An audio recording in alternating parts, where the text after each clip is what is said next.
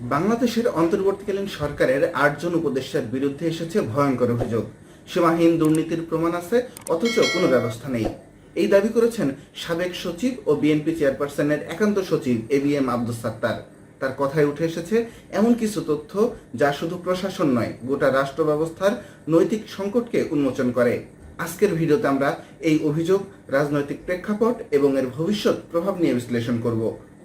ভিডিওটি ভালো লাগলে অবশ্যই ভিডিওটিতে কমেন্টস করবেন, আর যদি আমাদের চ্যানেলটিকে সাবস্ক্রাইব না করে থাকেন অবশ্যই চ্যানেলটিকে সাবস্ক্রাইব করবেন, আর যদি ভিডিওটি ফেসবুক পেজ থেকে দেখেন অবশ্যই আমাকে ফলো করে সাপোর্ট করবেন। চলুন মূল আলোচনা শুরু করা যাক। আব্দুস সাত্তার দাবি করেছেন অন্তত ৮ জন উপদেষ্টার দুর্নীতির প্রমাণ গোয়েন্দা সংস্থার কাছে আছে।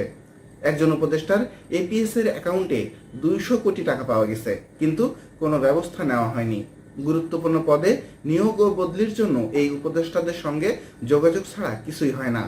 উদাহরণ টেনে বলেছেন, অদক্ষ ব্যক্তিকে স্বাস্থ্য মন্ত্রণালয় বা যুব ও ক্রীড়া মন্ত্রণালয়ের দায়িত্ব দেওয়া হয়েছে। প্রশ্ন হলো, যেখানে অন্তর্বর্তীকালীন সরকার জনগণের আস্থা অর্জনের চেষ্টা করছে, সেখানে উপদেষ্টাদের বিরুদ্ধে এমন অভিযোগ কি পুরো ব্যবস্থাকে প্রশ্নবিদ্ধ করছে না? জুলাই আন্দোলনের রক্তের উপর দাঁড়িয়ে অন্তর্বর্তীকালীন সরকার এসেছে। জনগণের প্রত্যাশা ছিল দুর্নীতি কমবে, কিন্তু আব্দুস সাত্তারের বক্তব্যে উঠে এসেছে আওয়ামী লীগ সরকারের পতনের পরও দুর্নীতি আরও বেড়েছে। ভূমি ও উপজেলা পর্যায়ের কর্মকর্তারা ঘুষ দাবির অভিযোগে জড়িত। রাজনৈতিক প্রভাবশালী মহলের সুরক্ষা পেয়ে এসব অপরাধীরা ধরা ছোঁয়ার বাইরে অবস্থান করছে। এখানে বড় প্রশ্ন, সরকারি কর্মকর্তা বা উপদেষ্টাদের জবাবদিহি কোথায়? রাজনৈতিক রং বদলালেও কি দুর্নীতির এই চক্র একই থেকে যাবে? জনপ্রশাসন সচিব বলেছেন, আইনের অভাব নেই, সমস্যা সাহসের অভাবে। ঢাকা বিশ্ববিদ্যালয়ের উপাচার্য বলেছেন, পূর্ববর্তী সরকারের সময় যোগ্য কর্মকর্তাদের কোণঠাসা করা হয়েছে। প্রধান উপদেষ্টার মুখ্য সচিব বলেছেন, রাষ্ট্র ও প্রতিষ্ঠানগুলো গত 17 বছরে ভেঙে পড়েছে, এখন সিদ্ধান্ত নেওয়ার সময়। অর্থাৎ সমস্যা শুধু ব্যক্তিকেন্দ্রিক নয়, এটি প্রাতিষ্ঠানিক দুর্নীতি ও নৈতিক ভাঙনের ফল। অভিযোগ প্রমাণিত হলে এটি কেবল রাজনৈতিক নয়, অন্তর্বর্তীকালীন সরকারের নৈতিক সংকটও তৈরি করবে। দুর্নীতি বিরোধী অবস্থান যদি শুধু কাগজে কলমে থাকে, তবে জনগণের আস্থা ভেঙে পড়বে। যেহেতু নাম প্রকাশ হয়নি, তাই জবাবদিহি প্রক্রিয়া ধীরগতির হওয়ার সম্ভাবনা প্রচুর পরিমাণে।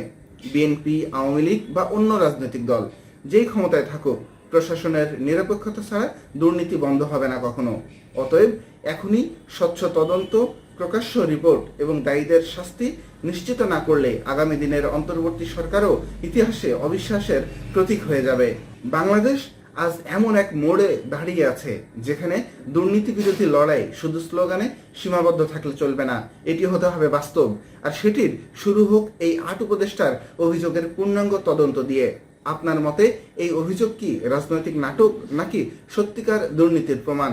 কমেন্টে জানাবেন, আর ভিডিওটি শেয়ার করুন যাতে সবাই বিষয়টা নিয়ে আলোচনা করতে পারে। দেখা হবে পরবর্তী ভিডিওতে নতুন কোনো আলোচনা নিয়ে। সেই পর্যন্ত ভালো থাকবেন, আমার সাথে থাকবেন। ধন্যবাদ।